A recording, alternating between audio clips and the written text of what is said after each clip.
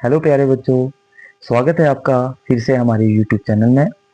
आज मैं आपके लिए क्लास प्लस वन के चैप्टर नंबर 4 जो है हमारे पास केमिकल बॉन्डिंग, आज मैं उसको आपसे डिस्कस करने वाला हूँ। आशा करूंगा कि आप मेरी वीडियो को ध्यान से देखेंगे और अपनी तैयारी और ज़्यादा बेस्ट बनाएंगे। तो चलो टॉपिक पे आते हैं कि क्या है हमारी केमिकल बॉन्डिंग। केमिकल बॉन्डिंग को पहले पढ़ने के लिए सबसे पहले हमें समझना होगा कि केमिकल बॉन्ड क्या होता है। तो केमिकल बॉन्ड के लिए मैंने यहाँ पे लिख रखा है two types of ways by which a chemical bond form. मतलब कोई दो टाइप्स के वेज हो सकते हैं जहां से हमारा केमिकल बॉन्ड बन के तैयार हो सकता है। अब वो दो टाइप के वेज कौन कौन से हो सकते हैं मैं आपको बताऊं। जैसे कि मैंने यहाँ पे लिख रखा है बाय लॉस और गेन ऑफ इलेक्ट्रॉन और बाय शेयरिंग ऑफ इलेक्ट्रॉन। मतलब या तो हमारा इलेक्ट्रॉन का लॉस देखने को मिल सकता है, गेन देखने को मिल सकता है इलेक्ट्रॉन का, या तो फिर हमारे इलेक्ट्रॉन का शेयरिंग देखने को मिल सकता है जहां से हमारा केमिकल बॉन्ड बन के तैयार होगा। अब बात करते हैं हम अपने नेक्स्ट टॉपिक की, जो है हमारे पास आउटर मोस्ट शेल और valence shell. Outer most shell क्या होता है? आउटर मोस्ट शेल हमारे पास देखने को मिलेगा the shell at the outer most side of atom is called as the outer most shell. इसका मतलब है कि जो भी ये हमारे पास जितनी भी शेलें लगी हुई हैं किसी एटम में, वो हमारे पास उसकी बाहर वाली साइड का मेरा बोलने का मतलब ये है कि जो सबसे लास्ट वाली शेल देखने को मिलेगी उसको हम लोग आउटर मोस्ट शेल भी बोलते हैं, और दूसरा नाम उसको हम लोग वैलेंस शेल भी बोलते हैं। अब बात करते हैं दूसरी कि during the formation of chemical bond, कि केमिकल बॉन्ड की फॉर्मेशन के दौरान only outer most shell electron are involve. मतलब उसमें सारे के सारे आउटर मोस्ट शेल के इलेक्ट्रॉन ही इन्वॉल्व होंगे। मतलब ये जो हमारी लास्ट शेल देखने को मिल रही है आपको, उसके ही इलेक्ट्रॉन काउंट होंगे, बाकी के इलेक्ट्रॉन हमारे काउंट नहीं होने वाले हैं। ये तो मैंने आपको बता दिया कि आउटर मोस्ट शेल और वैलेंस शेल हमारे पास क्या है। अब बात करते हैं जो है हमारे पास नेक्स्ट टॉपिक। नेक्स्ट टॉपिक हमारे पास है Kossel and Lewis approach to chemical bonding. मतलब कॉसेल एंड लुईस के द्वारा केमिकल बॉन्डिंग को किस तरह से बताया गया है, तो मैं आप सभी को बताना चाहता हूं। यहाँ पे लिख रखा है अकॉर्डिंग टू कॉसेल एंड लुईस कि हमारा जो एटम होगा वो हमारा किस टाइप से हो सकता है। वो हमारा हो सकता है जैसे कि यहाँ पे इन्होंने लिख रखा है, कौशल ने ये रूल बताया था कि एटम जो होगा वो कर्नल्स प्लस आउटरमोस्ट शेल के भी यहाँ पे देखने को मिलेगा। मतलब जो कर्नल होते हैं, कर्नल क्या होते हैं?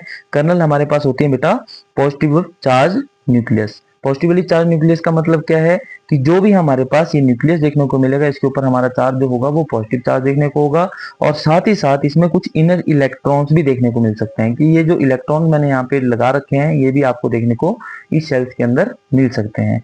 अब बात करते हैं प्लस आउटर मोस्ट शेल की। अभी मैंने थोड़ी देर पहले आपको बता दी कि इसमें आउटर मोस्ट शेल जो होती है उसी के इलेक्ट्रॉन को हम लोग काउंट करते हैं, बाकी के इलेक्ट्रॉनों को हम लोग काउंट नहीं करते। पहले चीज मैं आपको बता दूं कि पॉजिटिवली चार्ज न्यूक्लियस आपके पास ये वाला हो जाएगा, तो मैं लिख देता हूं पॉजिटिवली चार्ज न्यूक्लियस। ठीक है, पॉजिटिवली चार्ज न्यूक्लियस हो गया। अब बात करते हैं इसमें दूसरी चीज जो हमारी इनर इलेक्ट्रॉन है। इनर इलेक्ट्रॉन हमारे ये भी हो सकते हैं, ये भी हो सकते हैं। ये दोनों हमारे कौन से इलेक्ट्रॉन होते हैं? Inner electrons.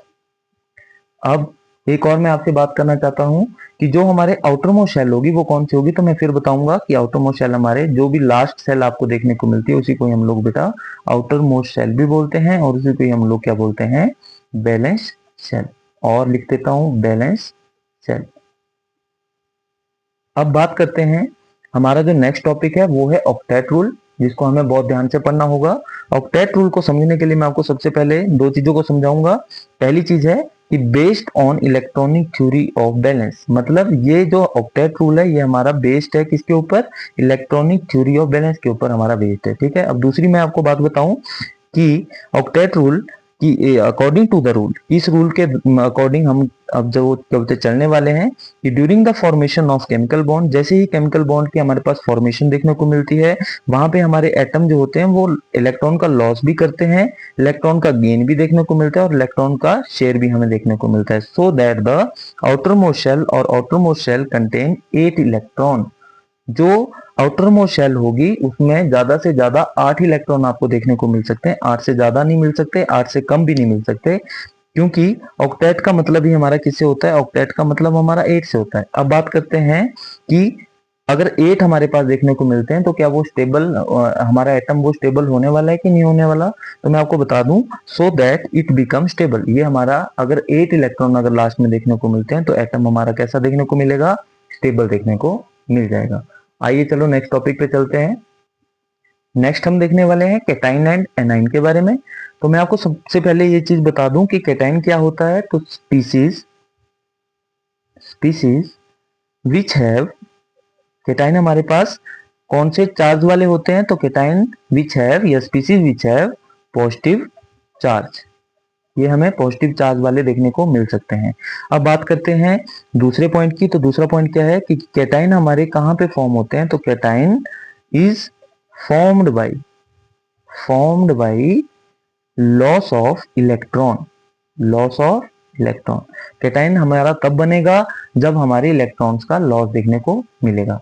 अब एक और मैं आपको एग्जांपल के रूप में अगर एक चीज समझा दूं, एग्जांपल जैसे कि हमारे पास दिया हुआ है एक कोई मेटल है, ये M जो है हमारे पास क्या है, एक मेटल है, और इस मेटल में हम लोग एक चीज चेक करते हैं कि जो ये मेरे पास M लगा हुआ है प्लस एक इलेक्ट्रॉन का मैं यहाँ पे क्या करवा रहा हूँ, लॉस करवा रहा हूँ। मैंने थोड़ी देर पहले बताया कि कैटाइन हमेशा हमारा फॉर्म होता है जब हमारा इलेक्ट्रॉन का लॉस देखने को मिलता है। तो मैंने यहाँ पे क्या किया, एक मेटल लिया, मेटल पे मैंने क्या किया, एक इलेक्ट्रॉन का लॉस करवा दिया। अब लॉस करवाने के बाद यहाँ पे हमें जो चार्ज देखने को मिलता है इसके ऊपर, वो मिलता है Mn प्लस का। Mn प्लस का मतलब ये है कि ये हमारा बन चुका है अब कैटाइन।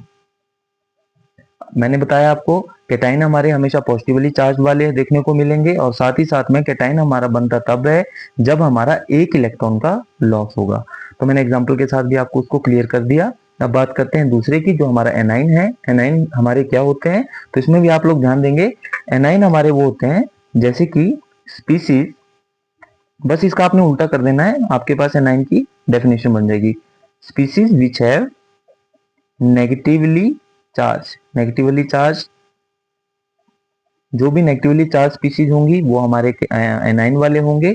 अगर मैं बात करता हूं एनाइन हमारे कहां से बन के तैयार होते हैं, तो A9 is formed bye gain of electron. वहां पे हमारा लॉस ऑफ इलेक्ट्रॉन देखने को मिल रहा था, यहाँ पे हमारा गेन ऑफ इलेक्ट्रॉन देखने को मिल जाएगा।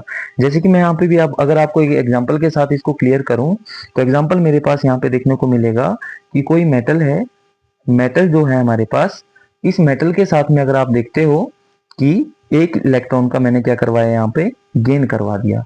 अब गेन करवाने के बाद होता क्या है कि जो दूसरा मेटल है इसके ऊपर जो चार्ज लगने वाला है वो हमारे पास माइनस का देखने को मिल जाएगा। यही चीज मैंने आपको ऊपर भी बताई थी कि जैसे एक इलेक्ट्रॉन का लॉस होता है तो चार्ज आपका प्लस का लगता है, वो आपका कैटाइन वाला था। अगर एक इलेक्ट्रॉन का गेन हो रहा है तो चार्ज आपके ऊपर, मेटल के ऊपर, वो माइनस का लगेगा, वो हमारा आ जाता है एनाइन की डेफिनेशन।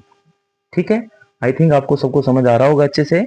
अब बात करते हैं आयोनिक बॉन्ड की कि आयोनिक बॉन्ड हमारा क्या होता है। तो मैं आपको सबसे पहले इस डेफिनेशन को पढ़ाने से पहले एक चीज क्लियर कर दूं कि आयोनिक बॉन्ड हमारा कब बनता है। तो आयोनिक बॉन्ड हमारा तब बनता है जब हम कोई दो चीजें लेके चलते हैं। जैसे मैं यहाँ पे दो एलिमेंट लेके चल रहा हूँ, कोई एग्जाम्पल के लिए सपोज कर लो आप ए और बी। अब मेरे पास ए के ऊपर चार्ज लगा है यहाँ पे पॉजिटिव का, और बी के ऊपर चार्ज लगा है नेगेटिव का, और यहाँ पे इनके बीच में कुछ मेरे पास इस तरह से डॉटेड लाइन भी देखने को मिल रही होंगी। अब ये डॉटेड लाइन का मतलब क्या है, इन डॉटेड लाइन का मतलब है कि जब हमारे एलिमेंट्स के ऊपर जो चार्ज देखने को मिले दोनों के ऊपर, जैसे कि ए के ऊपर पॉजिटिव है, बी के ऊपर नेगेटिव चार्ज है, और इनके बीच कहीं ना कहीं इलेक्ट्रोस्टैटिक फोर्स ऑफ अट्रैक्शन भी देखने को मिले, इलेक्ट्रोस्टैटिक फोर्स ऑफ अट्रैक्शन, तो वहां पे हमारा आयोनिक बॉन्ड बन के तैयार हो जाता है। या तो आप सिंपल भाषा में भी इसको क्लियर कर सकते हो कि जब ए के ऊपर जो चार्ज प्लस है, दूसरा हमारे पास बी के ऊपर चार्ज जो माइनस का है, उनके बीच में जो बॉन्ड बन रहा है, मतलब इन दोनों के बीच में जो बॉन्ड बन के आएगा वो हमारा आयोनिक बॉन्ड ही कहलाता है। इसको आप इस तरीके से भी समझ सकते हो जो मैंने आपको क्लियर कर रखा है। तो आपके लिए एग्जाम्पल के लिए मैं अगर आपको समझाऊं तो एग्जाम्पल में आप कोई भी एग्जाम्पल यहाँ पे दे सकते हो। जैसे कि आपको पता है सोडियम क्लोराइड, सोडियम क्लोराइड का मैंने पहला एग्जाम्पल दिया। दूसरा एग्जाम्पल मैं आपको लेके आ रहा हूँ KCl का, और तीसरा एग्जाम्पल मैं आपके लिए लेके आता हूँ CaCl2 का, कैल्शियम क्लोराइड का। अब बात करते हैं Na के ऊपर चार्ज सबको पता है प्लस का, क्लोरीन के ऊपर माइनस का, पोटाशियम के ऊपर प्लस का, क्लोरीन के ऊपर अगेन माइनस का। यहाँ पे भी चार्ज कैल्शियम के ऊपर प्लस का, क्लोरीन के ऊपर अगेन माइनस का। तो ये भी एग्जाम्पल हमारे आयोनिक बॉन्ड के देखने को मिल सकते हैं। अब बात करते हैं रिप्रेजेंटेशन की। अभी मैंने आपको रिप्रेजेंटेशन तो भी करवा दी है, पर एक बार मैं फिर क्लियर कर दूं। जब ए के ऊपर चार्ज पॉजिटिव और हमारा बी के ऊपर चार्ज नेगेटिव देखने को मिलेगा और उनके बीच में कोई बॉन्ड बन रहा होगा, हम उसको बॉन्ड को नाम देंगे आयोनिक बॉन्ड। तो आई थिंक आपको सबको क्लियर हो चुका होगा। इसी तरह से अब हम नेक्स्ट टॉपिक को कवर करने वाले हैं, जो है हमारा इलेक्ट्रॉनिक रिप्रेजेंटेशन। जो हमारा इलेक्ट्रॉनिक रिप्रेजेंटेशन होगा उसमें मैं आपको सबसे पहले तीन चीजें क्लियर करने वाला हूं। आपने छोटी क्लासेस में भी ये पढ़ रखा होगा कि इलेक्ट्रॉनिक कॉन्फ़िगरेशन कैसे लिखी जाती है, तो मैं आपको आज, अगर नहीं भी पढ़ रखा होगा तो आज मैं आपको बेसिक तरीके से समझाने वाला हूँ। सबसे पहले मैं कोई तीन एलिमेंट यहाँ पे लेने वाला हूँ। जैसे कि पहला एलिमेंट मेरे पास आता है सोडियम। सोडियम के ऊपर चार्ज जो होता है बेटा वो होता है, चार्ज नहीं सॉरी, सोडियम के ऊपर जो आपका एटॉमिक नंबर होता है वो आपका 11 होता है। उसके बाद आपके पास आता है क्लोरीन। क्लोरीन जो है उसके ऊपर आपके पास एटॉमिक नंबर होता है 17।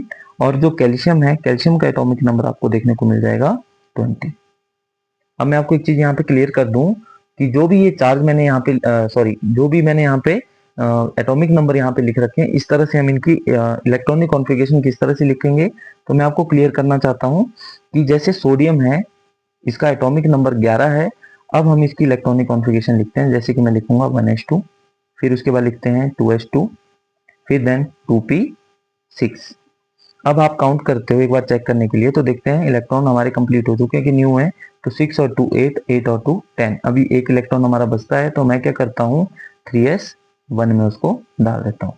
अब इसी तरह से हम लोग क्लोरीन का भी देखने वाले हैं। क्लोरीन में आपने देखा एटॉमिक नंबर उसका 17 था, तो 17 के लिए हम क्या करेंगे 1s2 करेंगे, फिर बेटा 2s2, फिर 2p6 कर देंगे, 3s2 कर देंगे। अब एक बार चेक कर लेते हैं कि हमारे कंप्लीट हुए हैं, कितनी और जरूरत पड़ रही है। 2 और 2 4, 4 और 6 हमारे 10 होते हैं, 10 और 2 12, 12 और हमारे पास 5 बचते हैं बाकी। तो हम लोग 5 जो डालने वाले हैं वो हमारे पी में जाने वाले हैं, तो 3p में लिखूंगा यहाँ पे 5। अब ध्यान देते हैं कैल्शियम की। कैल्शियम में हमारी इलेक्ट्रॉनिक कॉन्फ़िगरेशन किस तरह से आती है, तो बेटा अगेन 1s2, 2s2, फिर हमारे पास आता है 2p6, अगेन 3s2 और 3p6। अब जो हमारे पास 6 और 2 8, 8 और 6 14, 14 और 2 16 और 2 हमारे पास 18 हो चुके हैं। आई थिंक आपके पास दो बचते हैं, तो आप दो जो हैं वो 4s में डालने वाले हो, तो 4s2। इसी तरह से आपने इलेक्ट्रॉनिक रिप्रेजेंटेशन जो है, इलेक्ट्रॉनिक रिप्रेजेंटेशन जो है वो लिखनी है।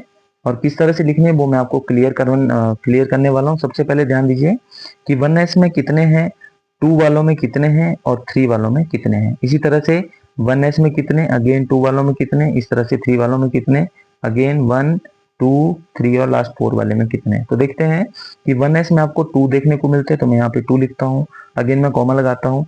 अब s और p में, क्योंकि सेकंड ही है आपके पास सबसे पहले, तो 2s 2 दिया है और 2p आपके पास 6 दिया, तो 6 और 2 कितने हो गए 8 हो गए। अब 3s में 1 है आपके पास और सिंगल है आपके पास, तो आप उतने लिख दिया 1। अब इसी तरह से मैं दूसरा करूंगा 1s2, 2s2, 2p6। तो यहाँ पे पहले 1s का लिख देते हैं, हमारे पास 2 होंगे, 6 और 2 हमारे पास फिर से 8 हो गए, और 5 और 2 हमारे पास हो जाएंगे यहाँ पे 7। अब यहाँ पे बात करते हैं, तो यहाँ पे हमारे पास हो जाएंगे 2, फिर हमारे पास होंगे 8, देन अगेन मेरे पास हो जाएंगे 8 और लास्ट में हो जाएगा 2। अब मैंने अभी थोड़ी देर पहले आपको ऑक्टेट रूल समझाया था, और ऑक्टेट रूल में मैंने आपको ये चीज जरूर क्लियर की थी कि इलेक्ट्रॉनिक रिप्रेजेंटेशन जब भी हम लोग करते हैं, अगर वैलेंस शेल में, वैलेंस शेल आपको सबको पता है, वैलेंस शेल आपकी कौन सी है, यहाँ पे वैलेंस शेल हमारे पास है लास्ट वाला। जो भी आउटरमोस्ट शेल का इलेक्ट्रॉन होता है हम उसको वैलेंस शेल में काउंट करते हैं। तो लास्ट में हमारे पास 1 देखने को मिल रहा है, यहाँ पे 7 देखने को मिल रहा है, यहाँ पे हमारे पास 2 देखने को मिल रहा है। तो हम किस तरह से इसको ऑक्टेट कंप्लीट कर सकते हैं। ऑक्टेट में आपको पता है 8 इलेक्ट्रॉन का होना बहुत ज्यादा जरूरी है, और वो स्टेबल तभी होगा जब वहां पे 8 इलेक्ट्रॉन होंगे। अब अगर एक आ रहा है तो आई थिंक ये अभी भी अनस्टेबल होगा। यहाँ पे 7 आ रहा है, अभी भी अनस्टेबल है, 8 नहीं है। और यहाँ पे 2 आ रहा है, तो 2 भी आपका अनस्टेबल में ही देखने को मिल जाएगा। अब बात करते हैं हम लोग आयनिक बॉन्ड फॉर्मेशन की। इसको मैं आपको बहुत अच्छे से क्लियर करके देता हूँ। तो आयनिक बॉन्ड फॉर्मेशन के लिए मैं आपको जो पहला बॉन्ड फॉर्मेशन समझा रहा हूँ वो हमारे पास देखने को मिल जाएगा NaCl का, जिसको आप लोग बोलते हो सोडियम क्लोराइड। तो मैं यहाँ पे लिख देता हूँ इसका नाम भी, सोडियम क्लोराइड। इसकी हम बॉन्ड फॉर्मेशन देखने वाले हैं, सोडियम क्लोराइड। अब अगर बात करते हैं, आपके पास यहाँ पे सिर्फ और सिर्फ 2 एलिमेंट दिए हैं, एक आपके पास सोडियम है और दूसरा आपके पास क्लोरीन है, ठीक है। तो अगर सोडियम का मैं देखूं एटॉमिक नंबर, अभी मैंने थोड़ी देर पहले भी किया था, सोडियम का एटॉमिक नंबर होता है 11, ठीक है। इसी तरह से क्लोरीन का एटॉमिक नंबर होता है मेरे पास 17। अगर इनकी इलेक्ट्रॉनिक कॉन्फ़िगरेशन देखी जाए, electronic configuration I think 1s2, 2s2, 2p6 और 3s1। इसी तरह से क्लोरीन की भी अभी आपने लिखी थी 1s2, 2s2, 2p6, 3s2 and 3p5। जो भी मैंने यहाँ पे इलेक्ट्रॉनिक कॉन्फ़िगरेशन में लिख रखी है, अब यहाँ पे आपने इलेक्ट्रॉनिक रिप्रेजेंटेशन शो करनी है। इलेक्ट्रॉनिक रिप्रेजेंटेशन शो करनी है और इलेक्ट्रॉनिक रिप्रेजेंटेशन में मैं आपको बता दूं कि जैसे कि मैंने अभी थोड़ी देर पहले बताया था कि हमने किस तरह से लिखने हैं। तो पहले आपने 1 वाले अलग कर देने हैं, 2 वाले अलग कर देने और 3 वाले अलग कर देने। यहाँ पे भी 1 वाले अलग कर दो, 2 वाले अलग कर दो, 3 वाले अलग कर दो। तो 1 में आई थिंक आपको अभी तक 2 देखने को मिल रहे हैं, यहाँ पे आपको 8 देखने को मिल रहे हैं 2 वालों में, और 3 वालों में सिर्फ और सिर्फ आपको 1 देखने को मिल रहा है। और इसी तरह से अगर मैं यहाँ पे बात करूं तो यहाँ पे 2, फिर हमारे पास 8, देन हमारे पास 7। अब आप मेरे को एक चीज बताओ, क्या ये वाली जो आपके पास वैलेंस शेल इलेक्ट्रॉन है यहाँ पे भी आपके इलेक्ट्रॉनिक रिप्रेजेंटेशन में, क्या वो अभी ऑक्टेट कंप्लीट है या नहीं है? तो मैं आपको सबको बता दूं, यहाँ पे 1 आ रहा है तो अभी भी ये अनस्टेबल ही काउंट होगा। यहाँ पे 7 आ रहा है, अभी भी ये अनस्टेबल ही काउंट होगा। ये स्टेबल तब हो सकता है जब ये अपना एक इलेक्ट्रॉन ट्रांसफर कर दे क्लोरीन को। अब मैं आपको बताता हूँ वो किस तरह से ट्रांसफर कर सकता है। तो सबसे पहले हमें इसको समझने के लिए यहाँ पे क्या करते हैं, एक रिएक्शन देखते हैं जो हमारे पास है Na+Cl। ठीक है, Na+Cl मैंने यहाँ लिख रखा है। Na के ऊपर आपने देखा कि यहाँ पे इलेक्ट्रॉनिक रिप्रेजेंटेशन आ रही थी 2,8,1 और क्लोरीन के आप देखते हो 2,8,7। ठीक है, इस टाइप से आपने लिख रखा है इसको। अब आप आगे जाके क्या करने वाले हो उस चीज को ध्यान से देखना कि इसको अगर स्टेबल होना है तो ये क्या करता है, सोडियम क्या करेगा, अपना एक इलेक्ट्रॉन जो है वो आपका ट्रांसफर कर देगा इस क्लोरीन वाले पे। अब अगर इसने एक इलेक्ट्रॉन क्लोरीन वाले को दे दिया तो आई थिंक 7 और 1 आपके 8 बन चुके हैं। तो अब 8 वाला तो होगा आपका स्टेबल कॉन्फ़िगरेशन। अब इसमें भी लास्ट का 8 ही है क्योंकि एक तो इसने भेज दिया परे, तो इसके पास आपके पास क्या बचा, सिर्फ और सिर्फ 8। तो 8 भी है आपका कैसा हो जाएगा, स्टेबल देखने को मिल जाएगा। अब Na जो है और उसके ऊपर चार्ज लग जाएगा +1 का। क्यों +1 का लग रहा है, क्योंकि इसने अपना एक इलेक्ट्रॉन का लॉस करवा रखा है। और मैंने पीछे भी आपको समझाया था, जब भी कोई चीज अपना इलेक्ट्रॉन का लॉस करवाती है तो चार्ज जो उसके ऊपर देखने को मिलता है वो +1 देखने को मिलता है। इसी तरह से अगर मैं बात करूं क्लोरीन के ऊपर, तो क्लोरीन ने एक इलेक्ट्रॉन का गेन किया जिसकी वजह से उसने अपना ऑक्टेट भी कंप्लीट किया, तो उसके ऊपर चार्ज जो देखने को मिलेगा वो मिलेगा हमारे को 1-। ठीक है, तो इस तरह से आप इसको समझ सकते हो। और साथ ही साथ मैं आपको बता दूं, जो भी आपके पास बचे हैं आप उनको यहाँ पे इलेक्ट्रॉनिक रिप्रेजेंटेशन को ऐसे लिख सकते हो। देखो 2 और 8 यहाँ बच रहे थे और यहाँ आपके पास बन गए हैं 2,8,8। इसी तरह से हम बाकी भी अभी कंप्लीट करने वाले हैं। अब देखते हैं कि क्या इसका नाम देखने को मिल सकता है। तो ये भी जो भी हमारा इसका नाम देखने को मिलेगा, मतलब Na1+ चार्ज है और क्लोरीन जो है हमारे पास 1- चार्ज है। ये जो हमारा नेम बनता है वो बनता है NaCl का सॉल्ट। ये हमारे पास सोडियम क्लोराइड का सॉल्ट यहाँ पे देखने को मिल जाएगा। तो चलो अब हम नेक्स्ट फॉर्मेशन करते हैं जो है हमारी फॉर्मेशन ऑफ CaCl2। अब आपने जो फॉर्मेशन ऑफ CaCl2 में करना है वो सेम कंसेप्ट आपने वही यूज करना है जो आपने NaCl की फॉर्मेशन में किया था। तो मैं आपको सबको बता दूं कि जब भी हम फॉर्मेशन CaCl2 की करते हैं तो अब आप यहाँ पे देख रहे हो कि आपके एलिमेंट कितने हैं। एलिमेंट आप देखते हो, कैल्शियम एक आपके पास एक एलिमेंट है, कैल्शियम जो है आपके पास एक एलिमेंट है। क्लोरीन यहाँ पे आपके पास कितने दे रखे हैं, तो 2 क्लोरीन आपके पास यहाँ पे दिए हुए हैं। अगर मैं आपको बताऊं कि इनको लिखेंगे कैसे, तो मैं आपको बताऊं, कैल्शियम जो है उसका एटॉमिक नंबर हमारे पास होता है 20। पहले मैं कैल्शियम का लिखूंगा, फिर मैं लिखूंगा उसके बाद क्लोरीन का। तो क्लोरीन आपके पास एक यहाँ पे हो जाएगा और एक क्लोरीन आप यहाँ पे जैसे रख सकते हो। तो एटॉमिक नंबर दोनों के 17 ही होंगे, चेंज मत करना। कई बच्चे 18 कर देंगे, तो प्लीज करके जो भी मैं यहाँ लिख रहा हूँ नोट्स में, आप भी इसी तरह से अपने नोट्स बनाइए। तो कैल्शियम की अगर इलेक्ट्रॉनिक कॉन्फ़िगरेशन देखते हैं तो उसकी इलेक्ट्रॉनिक कॉन्फ़िगरेशन होती है 1s2, 2s2, फिर आती है 2p6, फिर आती है 3s2, देन हमारे पास आता है 3p6, उसके बाद हम लिखते हैं 4s2। अगर मैं बात करता हूँ क्लोरीन की, तो क्लोरीन की जो हमारे पास इलेक्ट्रॉनिक कॉन्फ़िगरेशन देखने को मिलती है वो फिर से 1s2, 2s2, फिर आता है 2p6, फिर आता है 3s2 और हमारे पास लास्ट में आता है 3p5। और इसी तरह से यहाँ पे भी सेम ही आपने लिखनी है। तो मैं लिख देता हूँ 1s2, 2s2, 2p6, 3s2 और यहाँ पे 3p5। आई थिंक आपको यहाँ तक तो बिल्कुल कोई प्रॉब्लम आ नहीं रही होगी। अब बात करते हैं आगे कि हम लोग इसको कैसे निकाल सकते हैं या फॉर्मेशन हम लोग कैसे करवा सकते हैं। अब बात करते हैं इसकी इलेक्ट्रॉनिक रिप्रेजेंटेशन की। इलेक्ट्रॉनिक रिप्रेजेंटेशन अगर देखें तो मैंने आपको समझाया था अभी थोड़ी देर पहले कि 1 वालों को अलग करेंगे, 2 वालों को अलग करेंगे, 3 वालों की अलग देखेंगे, 4 वालों की अलग देखेंगे। इसी तरह से यहाँ पे भी 1 वालों की अलग, 2 वालों की अलग, 3 वालों की अलग। सेम कंसेप्ट आपने यहाँ पे भी यूज करना है, 1 वालों की अलग, यहाँ पे 2 वालों की अलग और 3 वालों की अलग। तो यहाँ पे देखोगे तो 2,8, 6 और 2 8, और आगे 3 वालों में भी 6 और 2 8, और लास्ट में कितना है आपके पास बेटा 2। अगर यहां देखते हैं तो 2, 8, 7, और यहां पे भी अगर देखते हो आप लोग तो 2, 8, 7। ये आपके पास इलेक्ट्रॉनिक रिप्रेजेंटेशन है जो मैंने आपको यहाँ पे लिख के दी हुई है। अब बात करते हैं दूसरी, जो कि कौन इसको मतलब कौन किसको इलेक्ट्रॉन अपने डोनेट करवाएगा ताकि वो एक स्टेबल एटम देखने को हमें मिल जाए, और वो ऑक्टेट कौन कंप्लीट करवाने वाला है। तो अब बात करते हैं उस चीज की। तो मैं यहाँ पे एक रिएक्शन यहाँ पे भी लिख रहा हूँ, जैसे कि मैं यहाँ पे कैल्शियम को बीच में रखूंगा, एक क्लोरीन में आपका इस साइड लगाऊंगा और दूसरा क्लोरीन में आपका इस तरफ यूज करने वाला हूँ। आगे हम रिएक्शन देखेंगे तो कैल्शियम जो है, सबसे पहले कैल्शियम पे आते हैं। कैल्शियम मैंने लिख दी इलेक्ट्रॉनिक रिप्रेजेंटेशन 2,8,8,2, इस टाइप से आपने सबने लिखनी है। देन आपने उसके बाद क्लोरीन की लिखनी है, जो भी 2 क्लोरीन आपके पास है, तो 2,8,7, और यहाँ पे भी 2,8,7। अब बात करते हैं कि ना इसका ऑक्टेट कंप्लीट है ना इसका ऑक्टेट कंप्लीट है अभी तक, ना इसका ऑक्टेट अभी तक कंप्लीट है। तो अगर मेरे को इनका ऑक्टेट कंप्लीट करवाना है तो मैं किस तरह से ऑक्टेट कंप्लीट करवा सकता हूँ। तो ये जो कैल्शियम है ये अपना एक इलेक्ट्रॉन जो है वो इसको देगा, और एक इलेक्ट्रॉन जो है वो 2 में से ये इसको देने वाला है। तो अब इसके पास भी आई थिंक 8 बच रहा है, इसके भी 8 कंप्लीट हो जाएंगे आपके पास, इसके भी 8 कंप्लीट हो जाएंगे। तो आपका जो स्ट्रक्चर देखने को मिलेगा वो कैसा मिलेगा, Cl, और फिर उसके बाद यहाँ पे Ca, और उसके बाद फिर से यहाँ पे अगेन Cl। अब Cl के ऊपर ध्यान देना अच्छे से कि Cl ने अपने इलेक्ट्रॉन क्या किए, गेन करवाए तो चार्ज आपका देखने को मिलता है बेटा -1 का, यहाँ पे भी -1 का चार्ज देखने को मिल जाएगा। और जो कैल्शियम है उसने 2 इलेक्ट्रॉन अपने शिफ्ट करवा रखे हैं, तो चार्ज जो देखने को मिलता है वो मिलता है हमें +2 का। तो यहाँ पे कोई भी बच्चा गलती ये ना करे कि यहाँ +1 मत लिखे, क्योंकि +1 में इसलिए नहीं लिख रहा हूँ क्योंकि कैल्शियम ने 2 जगह में अपने इलेक्ट्रॉन को शेयर करवा रखा है।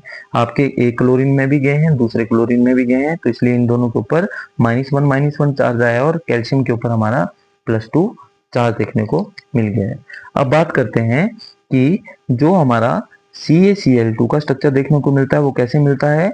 वो हमारा देखने को मिलता है कैल्शियम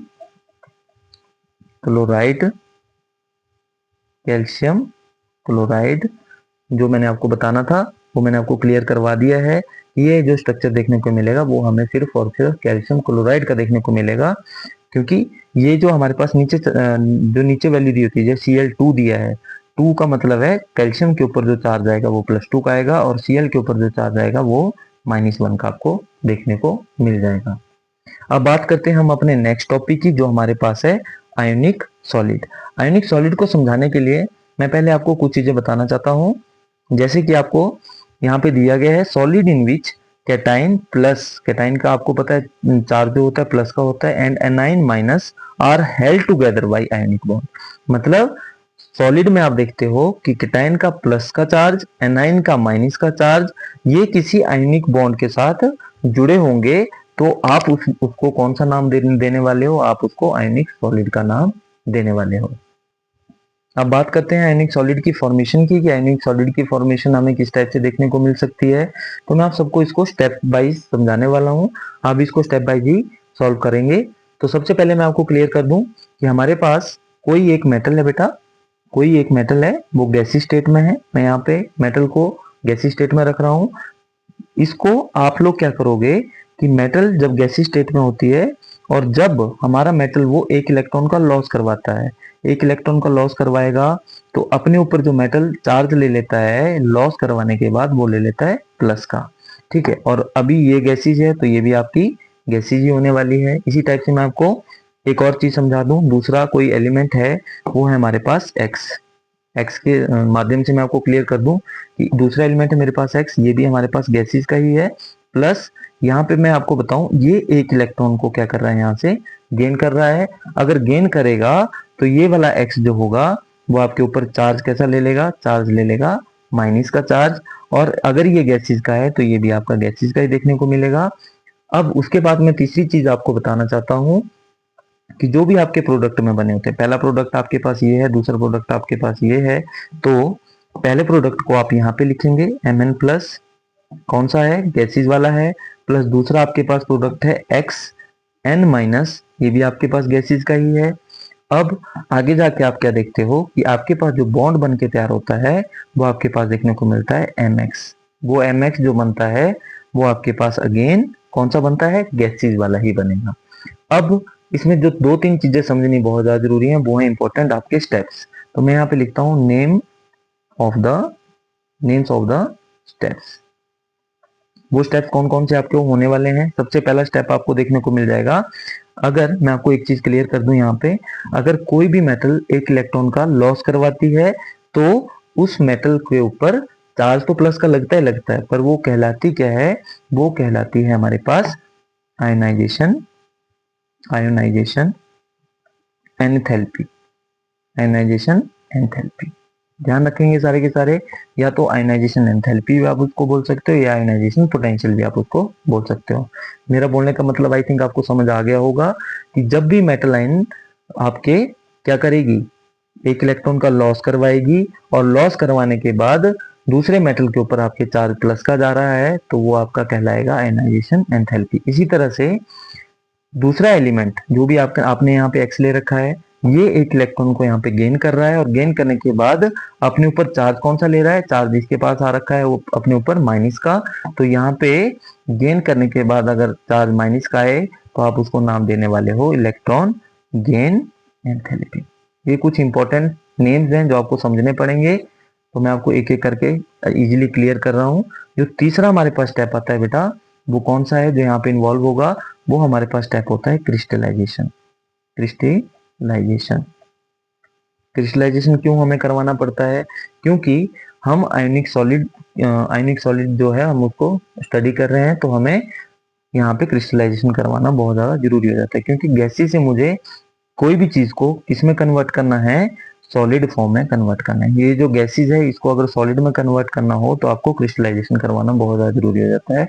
अब ये जो Mx सॉलिड फॉर्म का बन रखा है इसको आप नाम देने वाले हो सॉलिड सॉल्ट, और दूसरा नाम जिसका आएगा वो आने वाला है आयनिक सॉलिड।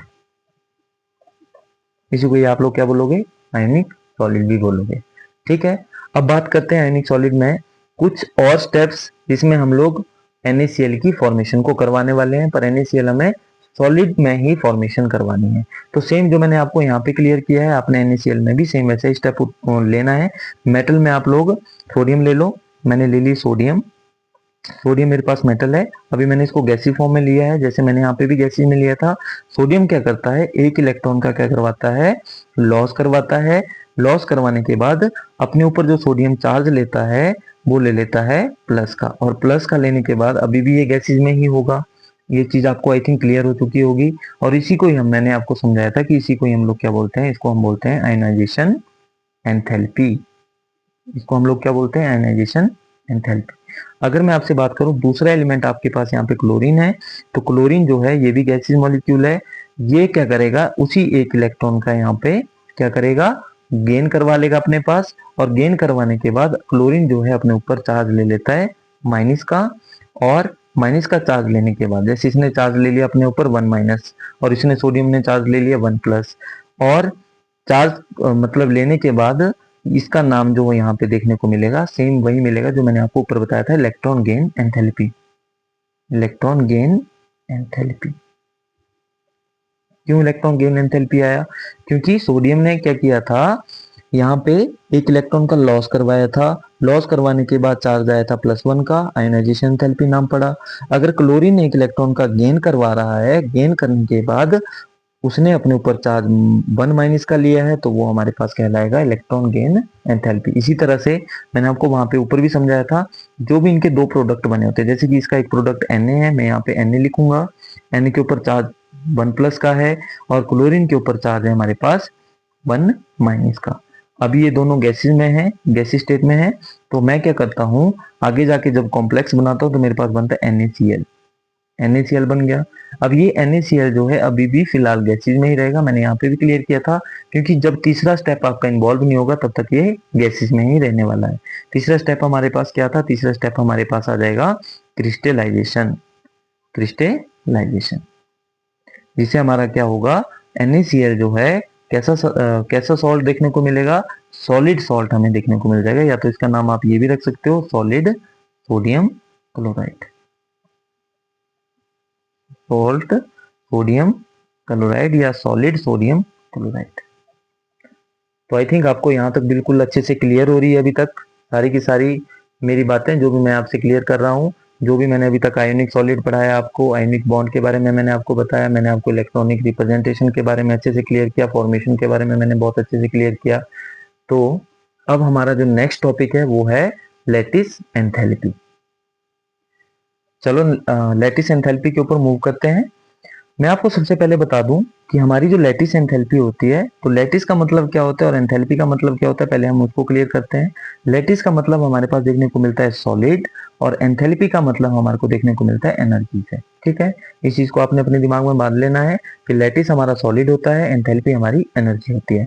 अब बात करते हैं इसकी डेफिनेशन की। यहाँ पे लिख रखी है the energy required to separate, the energy required to separate 1 mole of solid ionic compound into gaseous component. अगर मैं आपको इसको एग्जांपल के थ्रू समझाऊं तो आई थिंक आपको बहुत अच्छे से क्लियर चीज होगी। तो यहाँ देखते हैं कि 1 मोल जो है आपके पास सॉलिड आयोनिक कंपाउंड है। आपने क्या करना है, 1 मोल सॉलिड आयोनिक कंपाउंड को कन्वर्ट करवाना है। काय में कन्वर्ट करवाना है, कन्वर्ट करवाओगे किस चीज में, गैसेस कंपोनेंट में कन्वर्ट करवाना है, गैसेस कंपोनेंट में कन्वर्ट करवाना है।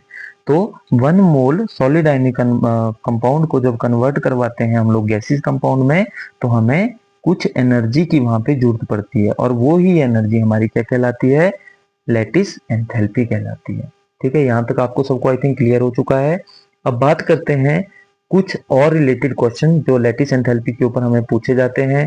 तो मैं आपको क्लियर कर दूं कि जो भी हमारी लैटिस एंथैल्पी बोल सकते हो, लैटिस एनर्जी आप इस चीज को बोल सकते हो, उसको समझाने के लिए मेरे को यहाँ पे एक रूल जो है उसको लिखना पड़ रहा है कि ये जो लैटिस एनर्जी आपके पास है वो आपकी किसके डायरेक्टली प्रोपोर्शनल होने वाली है, ये आपकी डायरेक्टली प्रोपोर्शनल होने वाली है चार्ज ऑन द कैटाइन के।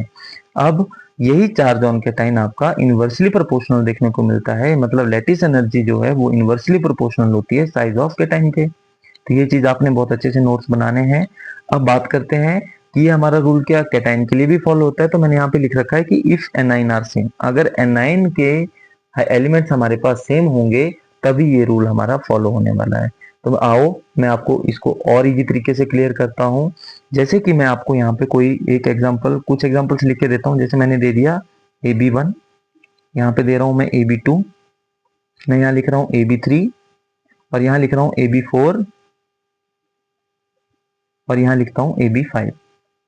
अब आपने क्या चीज चेक करनी है, सबसे पहले तो आपको ये देखना है कि जो भी आपके B के नीचे वैल्यू लगी हुई है, जैसे कि B के नीचे हमारे पास 1 है, इस B के नीचे 2 है, B के नीचे 3 है, B के नीचे 4, B के नीचे 5, जो भी B के नीचे वैल्यू होगी उतना उस पहले एलिमेंट के ऊपर हमारा चार्ज देखने को मिल जाएगा। मतलब A के ऊपर जो चार्ज होगा वो यहाँ पे +1 होगा, यहाँ पे A के ऊपर जो चार्ज देखने को मिलेगा वो +2 देखने को मिलेगा, इसी तरह से यहाँ पे A के ऊपर जो चार्ज होगा वो +3 होगा, और इस A के ऊपर जो चार्ज होगा वो +4 होगा, और इस A के ऊपर चार्ज होगा वो +5 हमें देखने को मिल जाएगा।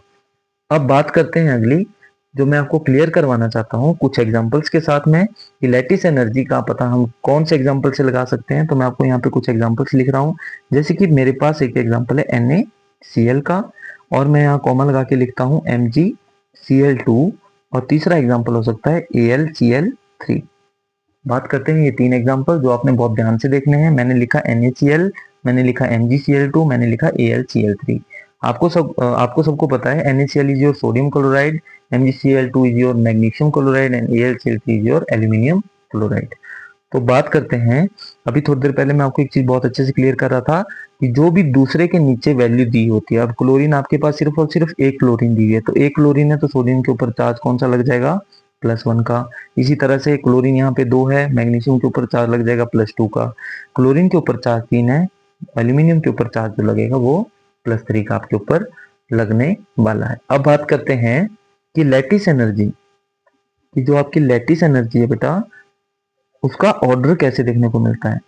लैटिस एनर्जी का ऑर्डर क्या होगा इन तीनों के केस में, तो मैं आपको एक चीज क्लियर कर दूं कि जिसका चार्ज होगा ज्यादा तो लैटिस एनर्जी भी क्या हो जाएगी, ज्यादा। तो आप देखते हो चार्ज किसका ज्यादा है, चार्ज आपके पास है AlCl3 का ज्यादा।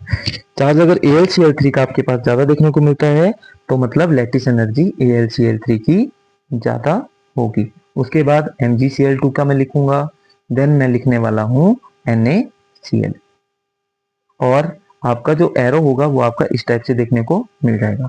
AlCl3 में ज्यादा होगा, फिर आपका MgCl2 में, देन आपका NaCl में। अब बात करते हैं हम लोग अपने साइज ऑफ कैटाइन के लिए। तो साइज ऑफ कैटाइन को समझने के लिए मैं आपको कुछ एलिमेंट्स के नाम लिख के देता हूं। जैसे कि आपको पता है लीना ने की रब से, लीना ने की रब से फरियाद। उसी तरह से ये आपके पास ग्रुप 1 के एलिमेंट हैं। और अब मैं आपको ग्रुप 2 के एलिमेंट लिख के देता हूं। ग्रुप 2 के एलिमेंट आपके पास है बेटा मांगे कार स्कूटर बाप राजी। ठीक है, ये मैंने ग्रुप 1 एलिमेंट लिख रखे हैं, यहाँ मैंने ग्रुप 2 के एलिमेंट लिख रखे हैं। अगर मैं आपको एक चीज बताता हूँ कि जो ये यहाँ पे ये ट्रायंगल आप लोग देख रहे हो, जो भी ये ट्रायंगल आप देखते हो, इसमें अगर आप टॉप टू बॉटम चलोगे, मतलब टॉप टू बॉटम चलोगे, तो आपके कैटाइन का साइज जो है वो आपके पास कैसा देखने को मिल जाएगा, वो आपको बड़ा देखने को मिल जाएगा। मतलब कि अगर सीधी ट्रायंगल की बात में करूं तो साइज आप देख रहे हो कि आपका साइज जो है क्या हो रहा है, नीचे नीचे को बढ़ रहा है। तो ट्रायंगल का साइज नहीं देखना आपने, सिर्फ और सिर्फ ये सर्कल देखने हैं। सर्कल का साइज अगर बढ़ रहा है तो आपके पास क्या हो जाएगा, एक चीज और मैं आपको क्लियर कर दूं यहाँ पे, कि अगर चार्ज आपके पास सेम आ जाए तो हम देखेंगे कि जो भी हमारी लैटिस एनर्जी है, जो कि इनवर्सली प्रोपोर्शनल है साइज ऑफ कैटाइन के, वो हमारे पास कैसी देखने को मिलेगी, तो वो हमारे पास देखने को मिलेगी कम। और मैं आपको एक चीज और क्लियर कर दूं यहाँ पे कि अगर साइज हमारे पास ज्यादा है, साइज ऑफ कैटाइन अगर हमारे पास कैसे हैं बेटा, ज्यादा है, तो लैटिस एनर्जी कम होगी। अगर साइज ऑफ कैटाइन हमारे पास कम होंगे तो लैटिस एनर्जी का साइज ज्यादा होने वाला है। इसको हम कहाँ से पता लगाएंगे, तो मैं आपको बता दूं, कुछ मैं एग्जांपल लेके दे रहा हूँ। यहाँ पे मैंने लिए थे, देखो Cl का लिया था, Cl2 का लिया था, Cl3 का लिया था, एनाइन आपके सब केसेस में सेम देखने को मिले थे। इसी तरह से यहाँ पे भी LiF, NaF और यहाँ पे भी KF, 3 एग्जांपल मैं आपके पास लेके दे रहा हूँ। अब आप अगर चेक करते हो कि यहाँ पे F के नीचे कुछ भी नहीं आपके पास दिया हुआ है, कोई वैल्यू नहीं है, सिंगल F दिया है, यहाँ पे भी सिंगल F, यहाँ पे भी सिंगल F दिया है, तो इसका मतलब है इस लिथियम के ऊपर जो चार्ज होगा वो +1 का होगा, यहाँ पे सोडियम के ऊपर चार्ज +1 का होगा, इसी तरह से पोटाशियम के ऊपर जो चार्ज होगा वो भी हमारे पास +1 देखने को मिल जाएगा। तो अगर कभी भी ऐसा देखने को मिले तो हमने याद रखना है कि जो भी हमारे पास ये ऑर्डर था कि अगर साइज ऑफ कैटाइन हमारे पास कैसा है, ज्यादा है, तो लैटिस एनर्जी कम। अगर साइज ऑफ कैटाइन कम है तो लैटिस एनर्जी कैसी हो जाएगी, ज्यादा हो जाएगी। तो यहाँ पे इसका ऑर्डर जो होगा वो हमारे पास कैसा देखने को मिलेगा, देखो लिथियम फ्लोराइड का ऐसे, फिर आप ऐसे भी लगा सकते हो, फिर आप ऐसे भी लगा सकते हो इसको समझने के लिए। और मैं आपको बता दूं, लिथियम फ्लोराइड, फिर पहले सबसे छोटा आपके पास लिथियम फ्लोराइड है, फिर आपके पास आएगा NaF और यहाँ पे आपके पास आता है KF। अब आपने ग्रेटर के एरो लगाने हैं वो आपने इस तरह से रिप्रेजेंट कर देने हैं। ठीक है, क्यों मैंने यहाँ पे लगा रखे हैं, आपने लिखा कि यहाँ पे आपने देखा कि ये वाला सबसे कम हो जाएगा, क्योंकि अगर टॉप टू बॉटम आप चलते हो तो लिथियम का साइज कम, फिर सोडियम का साइज थोड़ा सा ज्यादा, पोटाशियम का साइज सबसे ज्यादा, तो इसलिए मैंने पोटाशियम के साइज को सबसे बड़ा यहाँ पे रख रखा है। ठीक है, इस तरह से आप इसको अच्छे से क्लियर करने वाले हो। अब बात करते हैं हम लोग अपने नेक्स्ट टॉपिक की, जो भी मेरे पास है कोवलेंट बॉन्ड। आओ उसको बहुत अच्छे से पढ़ते हैं। कोवलेंट बॉन्ड को पढ़ाने के लिए मैं सबसे पहले आपको डेफिनेशन बताना चाहता हूं कि जो भी यहाँ पे डेफिनेशन दी है कि the bond which is formed by sharing of electron in between the atoms या in a molecules is called as a covalent bond. पहले इतना सा समझ लो, बाकी चीजें मैं आपको बाद में क्लियर करता हूँ कि जो भी आपका कोवलेंट बॉन्ड होता है ये कैसा बनता है, ये इक्वल शेयरिंग से बनता है। इक्वल शेयरिंग से बोलने का मेरा मतलब ये है कि कोई भी यहाँ पे एलिमेंट ए है, यहाँ पे कोई भी एलिमेंट हमारे पास बी है, आप इसको इस तरीके से भी समझ सकते हो। अब मैं यहाँ पे लिख रहा हूँ इसके पास भी अपना एक इलेक्ट्रॉन होगा, इसके पास भी अपना एक इलेक्ट्रॉन होगा। करेंगे क्या ये इक्वल अमाउंट में शेयरिंग करेंगे, क्योंकि अभी तो ये पार्शियली है। पार्शियली का मतलब होता है अभी तक पूरे इलेक्ट्रॉन इनके पास दोनों के पास ही नहीं है। तो या ए अपने इलेक्ट्रॉन बी वाले को देने वाला है या बी वाला अपने इलेक्ट्रॉन शेयर करने वाला है ए के साथ। तो कैसे करेंगे वो चीज मैं आपको क्लियर कर देता हूँ। ये ए है और यहाँ पे आपका दूसरा है बी। ए वाले ने क्या किया, अपना ये वाला इलेक्ट्रॉन जो वो यहाँ दे दिया है, इस बी वाले ने क्या किया, अपना ए वाले को इलेक्ट्रॉन यहाँ पे दे दिया, जिसकी वजह से इक्वल अमाउंट ऑफ शेयरिंग की वजह से इन दोनों के बीच में जो भी एक बॉन्ड बन के तैयार होता है उस बॉन्ड को हम लोग बोलते हैं कोवलेंट बॉन्ड। तो आप इसको इस तरीके से भी अच्छे से समझ सकते हो, जो भी मैंने आपको क्लियर किया कि अगर ए वाला अपने पूरे के पूरे इलेक्ट्रॉन बी को दे दे और बी वाला भी अपने पूरे के पूरे इलेक्ट्रॉन जो उसके पास है ए को दे दे, तो वहां पे जो बॉन्ड फॉर्म होता है वो हमारा कोवलेंट बॉन्ड फॉर्म होता है, क्योंकि उनके बीच में इक्वल अमाउंट ऑफ शेयरिंग देखने को मिलती है। अब बात करते हैं कि कोवलेंट बॉन्डिंग जो होगी वो हमारे लुईस थ्योरी के अकॉर्डिंग कैसी देखने को मिलेगी। सिंगल बॉन्डेड मॉलिक्यूल कौन से होंगे या मल्टीपल बॉन्ड मॉलिक्यूल्स कौन से होंगे, तो मैं आपको आज उनके बारे में भी अच्छे से क्लियर करने वाला हूँ। तो उनकी लिस्ट सबसे पहले पढ़ते हैं कि covalent bonding the molecules by Lewis theory की लुईस थ्योरी के द्वारा जो है कोवलेंट बॉन्डिंग को किस तरह से बताया गया है। तो मैं आपको क्लियर करता हूँ कि ये टू टाइप से बताया गया है। सबसे पहले हम लोग लिखते हैं इन सिंगल बॉन्ड मॉलिक्यूल, उसकी हम लोग एक लिस्ट तैयार करेंगे। उसके बाद मल्टीपल बॉन्ड मॉलिक्यूल जो है उनकी हम लोग एक लिस्ट तैयार कर देंगे। तो सिंगल बॉन्ड मॉलिक्यूल कौन कौन से हो सकते हैं मैं आपको क्लियर करना चाहता हूँ। पहला है हमारे पास सीसीएल की फॉर्मेशन। सीसीएल की फॉर्मेशन होगी सिंगल बॉन्डेड वाले में, फिर Cl2 की फॉर्मेशन होगी, फिर हमारे पास वाटर की फॉर्मेशन देखने को मिल सकती है, फिर हमारे पास H2 देखने को मिल सकता है। सिंगल बॉन्डेड मॉलिक्यूल्स ये सारे के सारे आपको देखने को मिल सकते हैं। ये सारे के सारे इनफ है आपके लिए, ठीक है। अगर ये आ गए तो आई थिंक आपको पूरा का पूरा कोवलेंट बॉन्ड का टॉपिक क्लियर हो चुका है। इसी तरह से मैं मल्टीपल बॉन्ड की बात करूं, उसकी लिस्ट कैसे होती है, तो यहाँ पे मैं लिख रहा हूँ N2 बॉन्ड की फॉर्मेशन होगी। इसी टाइप से अगर मैं आपको बताऊं एसिटाइलिन, एसिटाइलिन क्या होता है स्ट्रक्चर आपको पता है, H bond C triple bond carbon bond hydrogen, ये आपके पास एसिटाइलिन है।